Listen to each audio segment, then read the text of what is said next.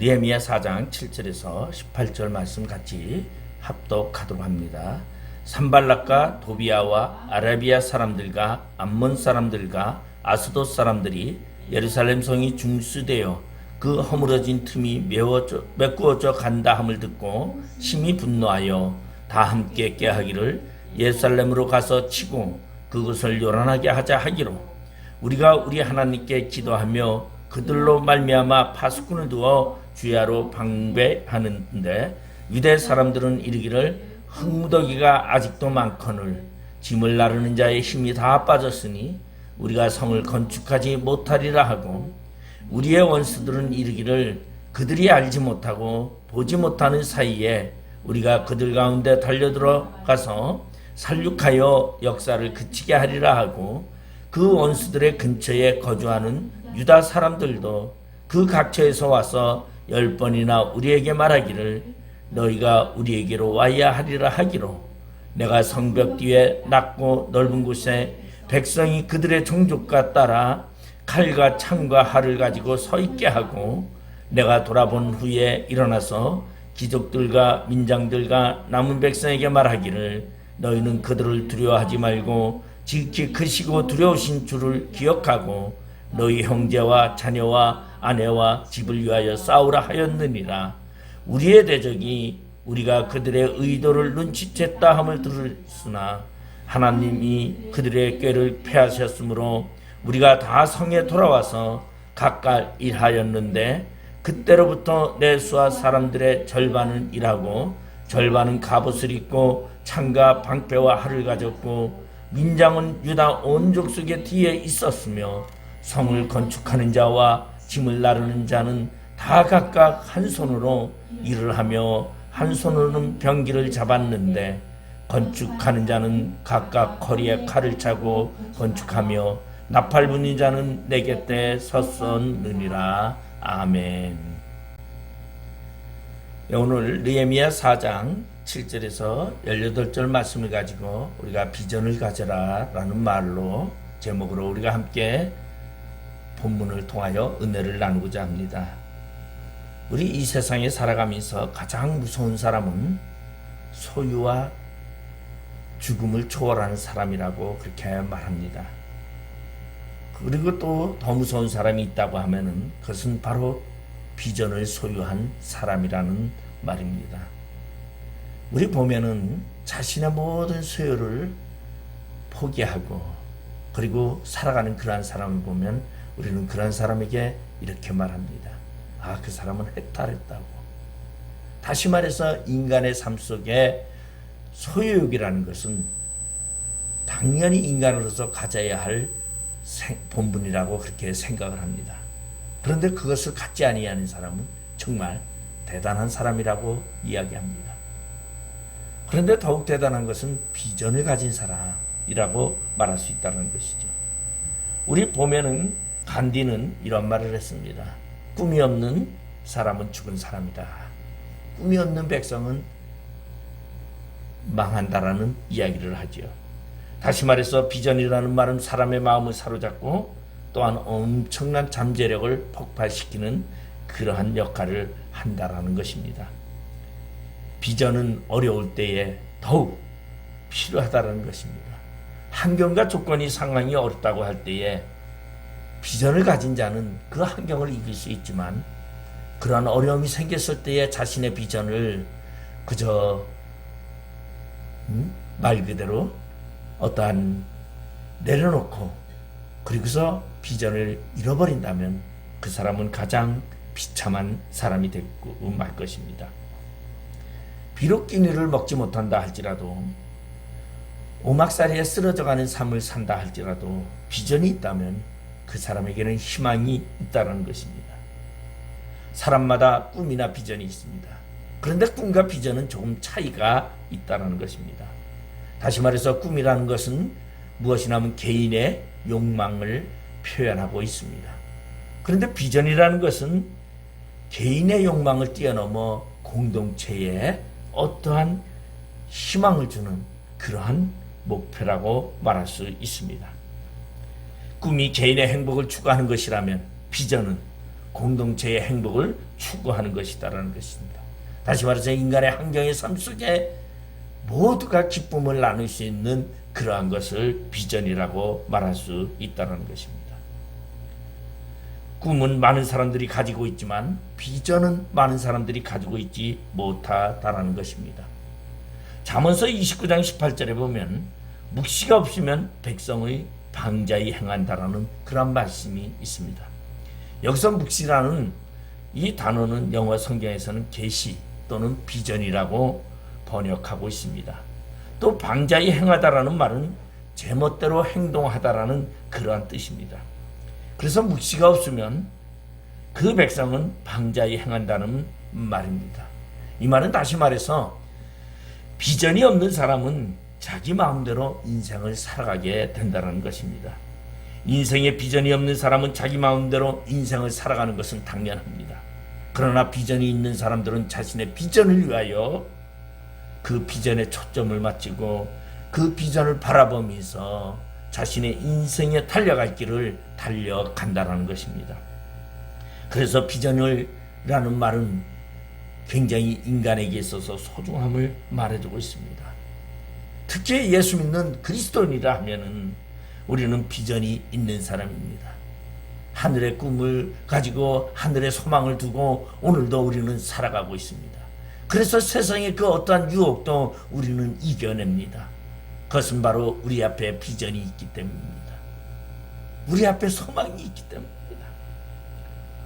오늘 제가 소개하는 이 느헤미야라는 사람은 굉장히 평범한 것 같으면서도 그는 인생으로 말하면 출세한 사람이라고 말할 수 있습니다. 그는 당시 페르시아 왕궁의 왕 옆에 앉아서 왕의 음식 중에서 술관원장으로 직무를 맡은 그러한 사람이었습니다. 다시 말해서 그때의 왕 곁에는 술관원장과 떡관원장이라는 두 사람이 있습니다. 음식물을 왕의 음식을 담당하는 그러한 관리죠. 이 말은 다시 말해서 그 음식과 술에는 왕과 가장 밀접한 관계입니다. 그렇기 때문에 독을 만약 탔으면 그 왕은 그 음식을 먹고 독살될 수도 있습니다.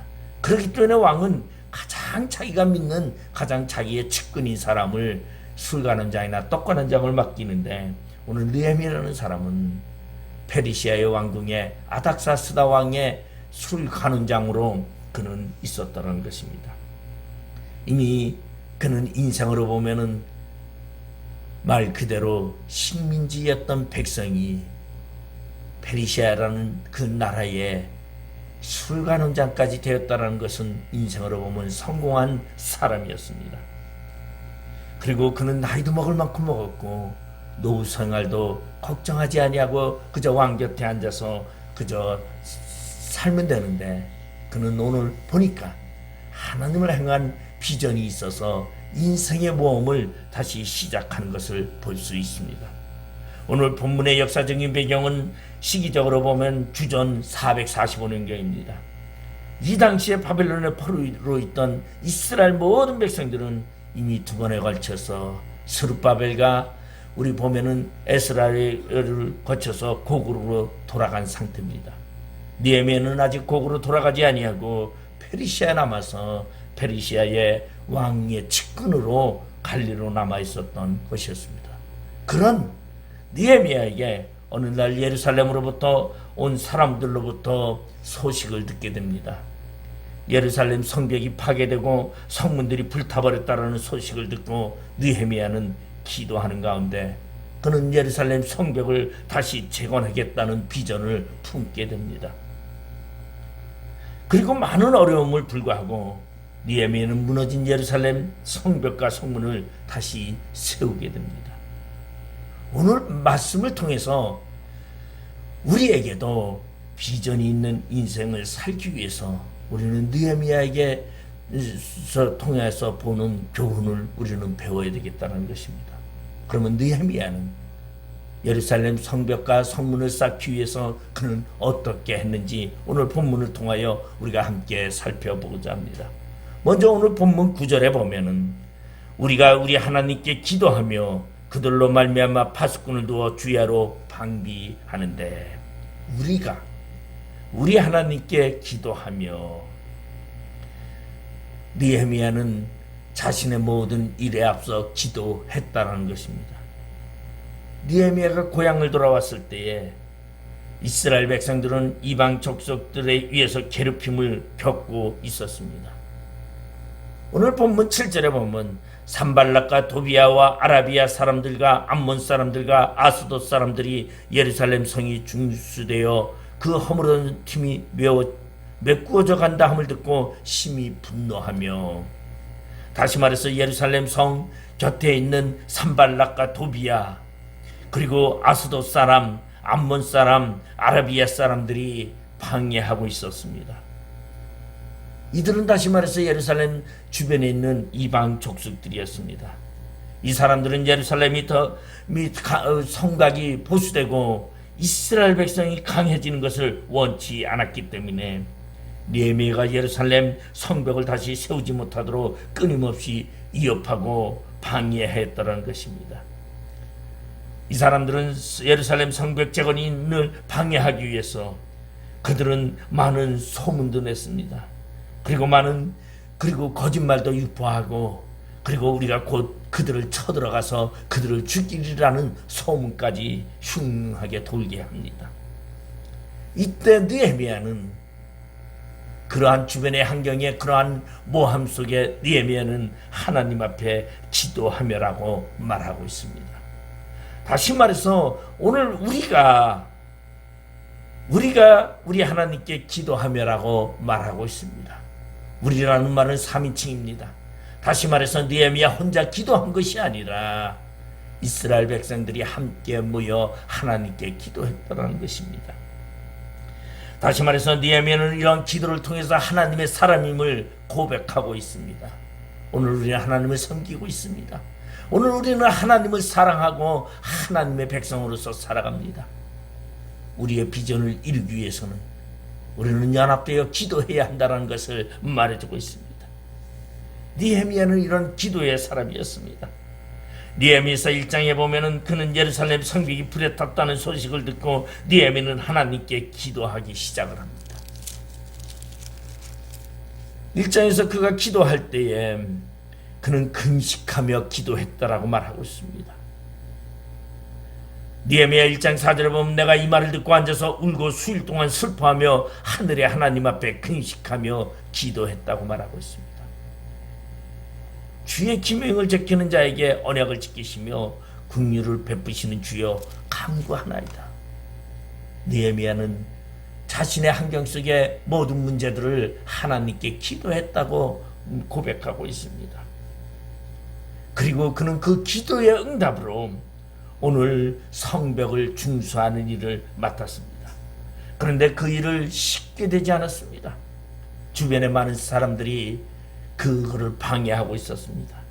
방해할 때 느헤미야는 그 장애물들을 보면서 그는 또 기도했다고 성경은 이야기하고 있습니다. 물론 비전이 없다면 기도할 필요가 없겠지요. 그러나 느헤미야에게 있어서는 느헤미야가 이루고자 하는 그 비전 앞에는 장애물들이 많이 있었지만은 느헤미야는 그 장애물을 극복하기 위해서 그는 하나님께 기도했습니다. 그 이유는 이것은 인간의 방법으로 이루어지는 역사가 아니라 하나님이 이루어 주셔야만 되는 거라는 것을 알았기 때문입니다. 하나님이 함께 하신다면 능치 못함이 없다라는 것을 느헤미야는 알고 있었기 때문에 그는 하나님 앞에 기도할 수밖에 없었습니다. 그 앞에 문제들, 창벽들, 그 앞에 주변의 나라들의 백성들의 침략성 있는 그러한 모든 것들을 그는 기도로 극복하고자 했다는 것입니다. 만약에 그는 나약한 모습으로 그저 꿈을 포기했다면, 그의 비전을 포기했다면 예루살렘은 중수되지 못했을 것입니다. 그런데 그는 자신은 할 수 없지만 하나님은 할 수 있다라는, 하나님은 모든 것을 이룰 수 있다는 그 사실 앞에 그는 무릎을 꿇을 수밖에 없었다는 것입니다.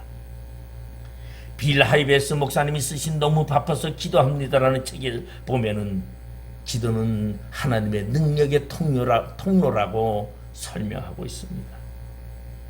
오직 하나님의 능력은 기도하는 사람을 통해서만이 흘러 들어간다고 말하고 있습니다.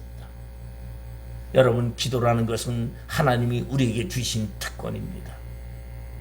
우리의 문제점에 여러분, 우리가 기도할 때 그 모든 문제점들은 다 해결된다는 것입니다. 하나님은 우리에게 기도하기를 원하시고 너희가 간구할 때 그 기도를 들어주신다고 분명히 말씀하셨습니다. 그러면 우리의 삶 속에, 우리의 비전 속에서 살아가는 데 있어서 여러분 문제가 생기면 여러분, 그것은 하나님이 우리에게 너희가 나에게 요청하라는 그러한 징조여 계시라는 것입니다. 내 힘으로 하는 것이 아니라 하나님이여 이 문제를 해결해 주시옵소서 라고 말하는 그러한 사인입니다. 우리가 하나님 앞에 기도할 때 하나님은 우리의 기도를 들으시고 우리의 모든 문제를 해결해 주신다는 것입니다. 그런데 우리가 기도하지 않는다면 우리는 우리의 특권을 포기하는 어리석은 자와 같다라는 것입니다. 여러분, 우리가 기도의 능력을 믿는다면 우리는 기도해야 할 것입니다. 기도라는 것은 물론 많이 하고 금식하며 하는 것도 중요하지만은 우리의 마음속에 진실함으로 가지고 하는 기도가 가장 소중함을 말하고 있습니다. 기도는 하나님의 능력의 창고를 여는 열쇠라는 것입니다. 그래서 우리는 기도를 통해서 하나님의 능력을 공급받고 하나님의 도우심을 받는 가운데 우리의 비전을 향해서 오늘도 우리는 나아가야 합니다. 우리 목양교회가 올해 2022년 한 해는 비전을 가졌습니다. 이 비전을 우리는 그 비전에 앞서서 우리는 하나님께 기도해야 합니다. 하나님이여 우리 목양교회에 부흥을 주시고 우리 목양교회에 하나님의 놀라운 역사가 일어나게 하시고 말씀이 선포될 때마다 능력이 선포될 때마다 그리고 또한 우리가 기도할 때마다 그 응답되어지는 역사가 이 교회를 통하여 이루어지게 해달라는 우리는 그런 기도를 해야 합니다. 오늘 느헤미야는 자신의 삶 속에서 그는 모든 인생 속에서 기도로 시작하고 기도로 마치는 사람이라고 볼 수 있습니다. 왜냐하면 느헤미야 마지막 장에도 가면 그는 하나님 앞에 기도함으로 이야기를 합니다. 그는 늘상 모든 문제를 하나님께 기도함으로써 시작했습니다. 오늘 우리는 우리 목양교회의 비전은 바로 빛을 발하는 것입니다. 올해는 빛을 발하는 그러한 비전이 우리에게 있기 때문에 그 빛은 하나님의 빛, 예수 그리스도의 빛, 성령의 빛이라고 말할 수 있습니다. 그 빛을 발하기 위하여 우리는 하나님께 기도해야 합니다. 그리고 하나님께 우리는 능력을 달라고 말해야 합니다. 하나님이 역사하기를 우리는 구해야 합니다. 하나님은 분명히 우리의 기도를 응답하시는 분이라는 것입니다. 오늘 이러한 하나님의 역사가 우리 안에 있기 위해서 기도하시길 바랍니다. 두 번째로 오늘 느헤미야는 14절에 보니까 내가 돌아본 후에 일어나서 귀족들과 민장들과 남은 백성에게 말하기를 너희는 그들을 두려워하지 말고 지극히 크시고 두려우신 주를 기억하고 너희 형제와 자녀와 아내와 집을 위하여 싸우라 하였느니라. 장애물에 대해서, 문제에 대해서 두려워하지 말라고 말하고 있습니다. 여러분, 우리의 비전을 이루기 위해서는 우리는 두려워하지 않는 신앙이 우리 안에 있어야 합니다. 오늘 느헤미야는 그러한 주변의 사람들의 방해에도 불구하고 두려워하지 않았다는 것입니다. 그런데 이스라엘 모든 백성들은 두려워하고 있었던 것입니다. 그들은 많은 사람들이 유대 사람 안에서도 부정적인 이야기가 나오기 시작합니다. 지금 성을 지키기 위해서 쳐들어온다라는 소문이 흉흉해서 파수꾼을 두어가지고 주야로 방배하는데, 그런데 내부에서 유다 사람들이 이렇게 말합니다.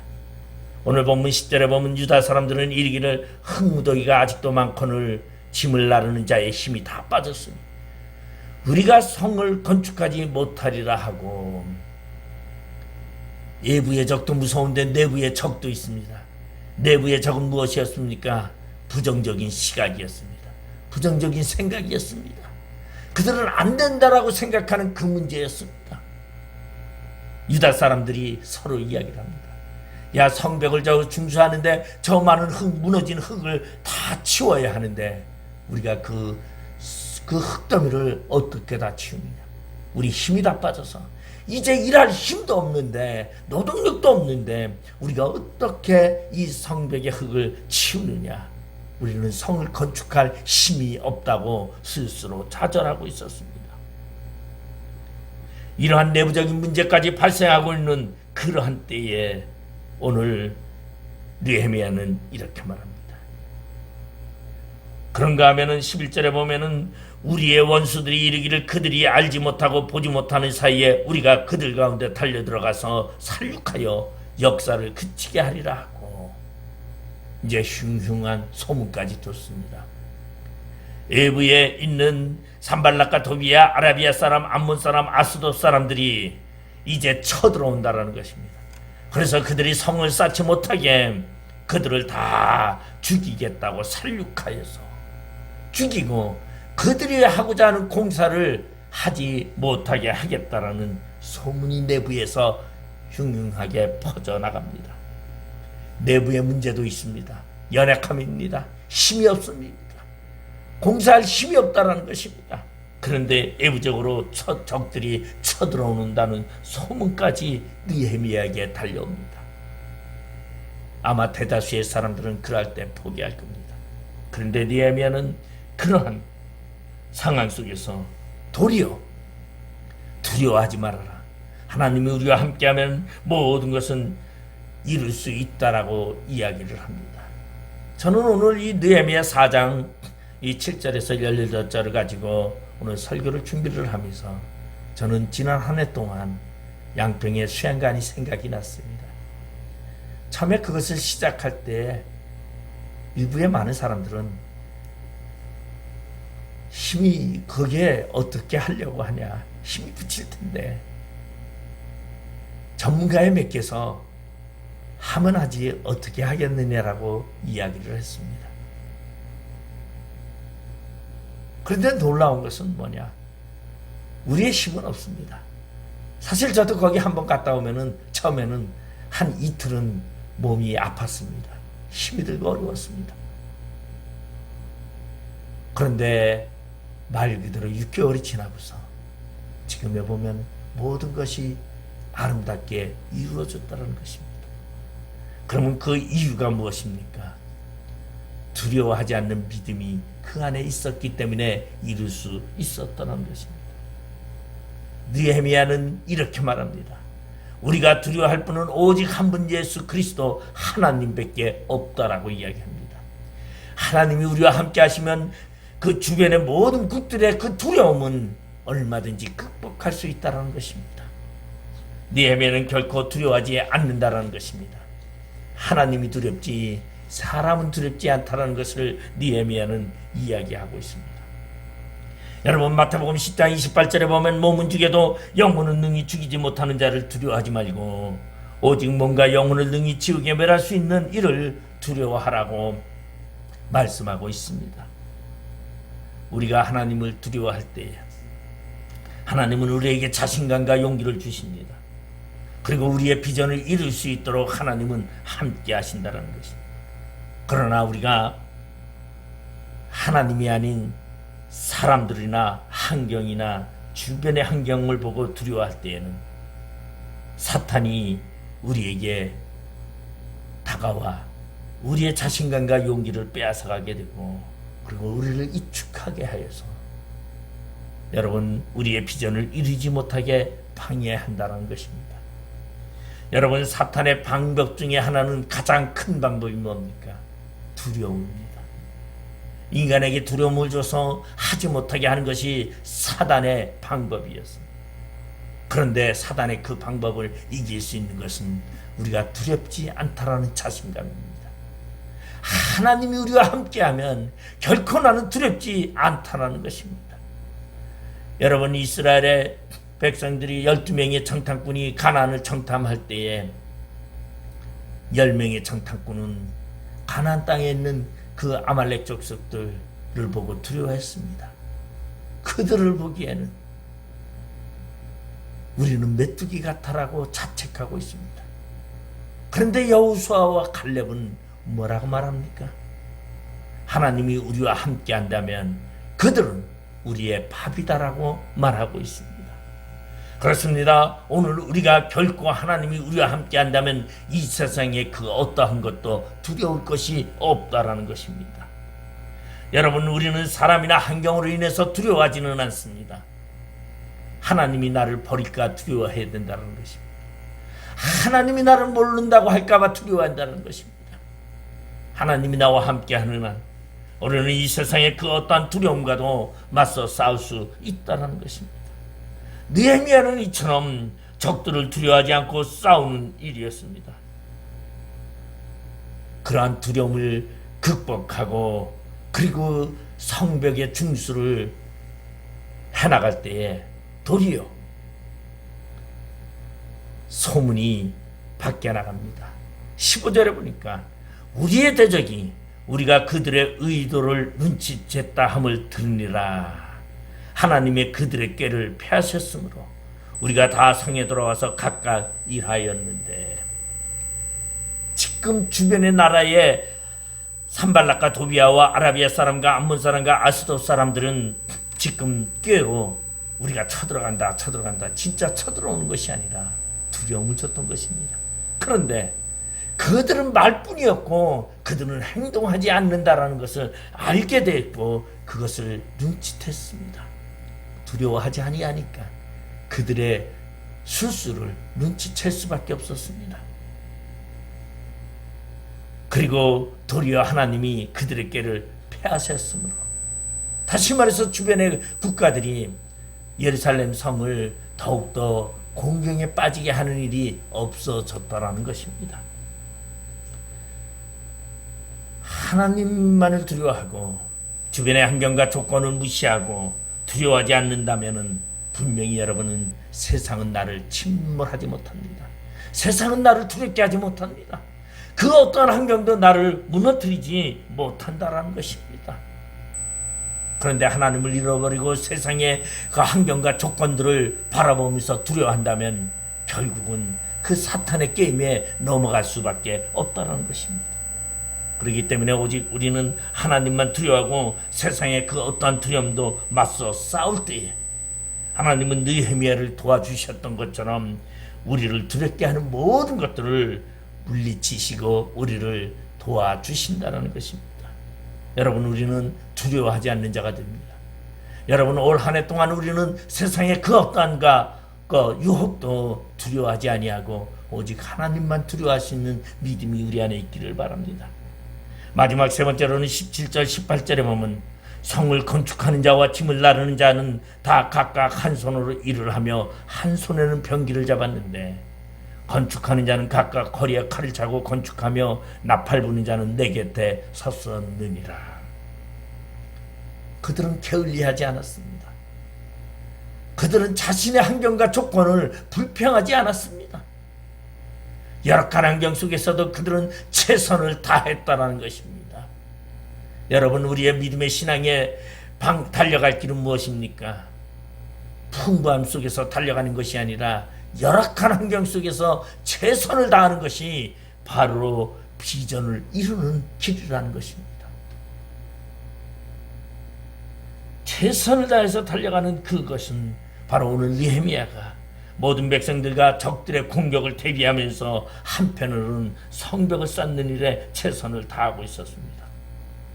느헤미야는 그 일을 하기 위해서 자신의 수하에 있는 사람들을 절반은 일하고 절반은 갑옷을 입고 창과 방패와 활을 가졌고 민장은 온 족속의 뒤에 있었다고 말하고 있습니다. 오늘 이 성벽 중수 공사하는 데에 누구도 게을리하는 사람은 없었습니다. 여러분, 여기서 느헤미야의 수하에 있는 사람이란 무엇을 말하고 있습니까? 느헤미야는 예루살렘의 총독으로 부임하여 왔습니다. 그러면은 부임하여 온 총독의 밑에 있는 관료들을 말하고 있습니다. 대부분의 관료들은 무엇합니까? 책상에 앉아서 일하는 것은 일하지 않으려고 합니다. 그건 나와 상관이 없다는 거죠. 일은 누구만, 저 평민만, 저 서민만 일하는 것이라고 생각합니다. 그런데 오늘 느헤미야는 자신의 수하의 사람들을 절반을 일하는 노동판으로 내어 보냈더라는 것입니다. 그리고 절반은 갑옷을 입고 칼과 창을 들고서 지키게 하였다라는 것입니다. 이 말은 더 쉽게 말하면 그 군대들을 일에 동원시켰다는 것입니다. 그러면서 모든 예루살렘에 있는 모든 백성들이 연합을 하여 성벽을 쌓는 일에 투입되었다는 것입니다. 여러분, 그 성벽을 쌓기 위해서는 한 손에 창을 들고 한 손에는 공사를 하는 역사가 일어났습니다. 그러면 이 말은 더 쉽게 말한다면 일하면서 그들은 무기를 항상 곁에 두고 일했다라는 것입니다. 얼마나 번거로웠겠습니까? 얼마나 힘든 일이었겠습니까? 그보다 더 힘든 일은 그들은 밤에 새벽이 동틀 때까지 그들은 일했다라는 것입니다. 성경 21절, 22절에 23절까지 보면은 우리가 이같이 공사하는데 무리의 절반은 동틀 때부터 별이 나기까지 창을 잡았으며, 동틀 때부터 별이 보일 때까지 밤에까지 창을 잡았으며, 그때 내가 또 백성에게 말하기를 사람마다 그 종자와 함께 예루살렘 안에서 잘지니 밤에는 우리를 위하여 파수하겠고 낮에는 일하리라 하고 집에 들어가지 않았다는 것입니다. 그 공사장에서 그저 그곳에서 잠자리를 자고 쪽잠을 자가면서 그들은 일을 했다는 것입니다. 나나 내 형제들이나 종자들이나 나를 따라 파수하는 사람들이나 우리가 다 우리의 옷을 벗지 아니하였으며 물을 기르러 갈 때에도 각각 병기를 잡았습니다. 여러분, 가장 힘든 일이 무엇인지 압니까? 일을 했으면 저녁에 집에 들어가서 샤워를 해야 됩니다. 그런데 이들은 옷도 벗지 아니하고 잠잘 때에도 옷도 벗지 아니하고 그들은 잤다라는 것입니다. 파수하는 사람은 갑옷을 입은 채로 그들은 밤새도록 옷도 벗지 아니하고 잠자지도 아니하고, 그리고 물을 길러 갈 때에도 그들은 창을 잡고 물을 길러 갔다는 것입니다. 한 손에는 창을 잡고 한 손에는 물동이를 들고 물을 길렀다는 것입니다. 이것은 얼마나 불편한 일입니까? 얼마나 힘든 일입니까? 아마 이러면 대다수가 모두가 불평할 겁니다. 아니, 이렇게 열악한 환경 속에서, 이러한 삶 속에서 우리가 어떻게 성벽을 중수합니까? 그런데 느헤미야는 그 성벽을 빨리 마치기 위하여 무장과 노동을 동시에 이뤘다는 것입니다. 그 결과 52일 만에, 짧은 시일 만에 그 성벽을 중수할 수 있었다는 것입니다. 바로 우리 목양교회가 2022년 올 한 해 동안에 우리가 비전을 가지고 최선을 다해야 합니다. 그리고 우리가 조건을, 환경을 바라보는 것이 아니라 우리 안에 최선의 노력과 그리고 무장하는 마음으로 영적인 무장을 하면서 우리가 우리의 노력을 최선을 다할 때에 분명히 빠른 시일 안에 놀라운 역사가 완성되어진다는 것입니다. 불편함을, 어려움을 그들은 불평하지 아니하고 그 조건 속에서도 그들은 최선을 다하여 성벽을 쌓았다는 것입니다. 바로 비전을 위해서 그들은 노력을 했다는 것입니다. 여러분, 비전을 위해서 기도하는 것도 중요하지만 문제 앞에 두려워하지 않는 믿음도 중요합니다. 그러나 그보다 더욱 그 비전이 이루어지기 위해서는 우리는 최선을 다해야 한다는 것을 말해주고 있습니다. 그래서 느헤미야 6장 15절에 보면 52일이라는 짧은 시간 안에 그들은 무너진 성벽을 다 쌓았다고 기록하고 있습니다. 느헤미야가 최선을 다했더니 하나님은 비전을 그 완성해 주셨습니다. 느헤미야는 겸손하게 그 비전을 이루심을 고백하고 있습니다.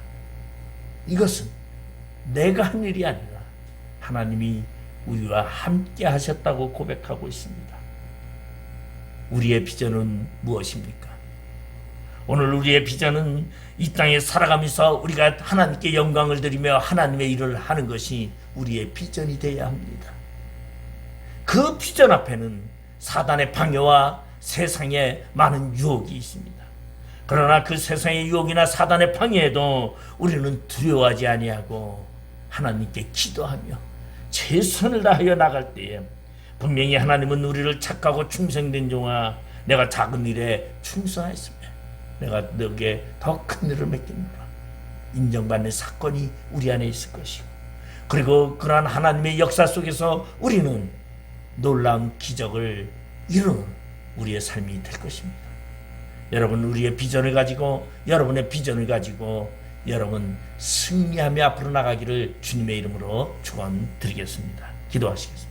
아버지 하나님, 은혜를 감사드립니다. 오늘 우리의 삶을 돌아볼 때에 환경과 주변과 여건은 너무나 열악합니다. 그러나 우리에게는 비전이 있습니다.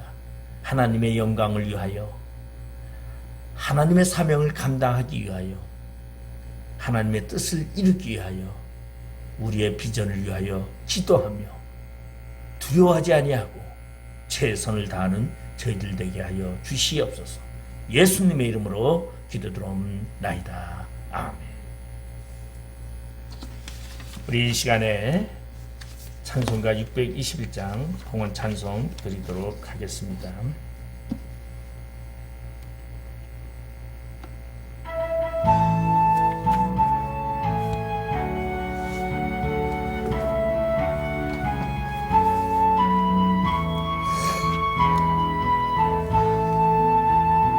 찬양하라 내 영혼아, 찬양하라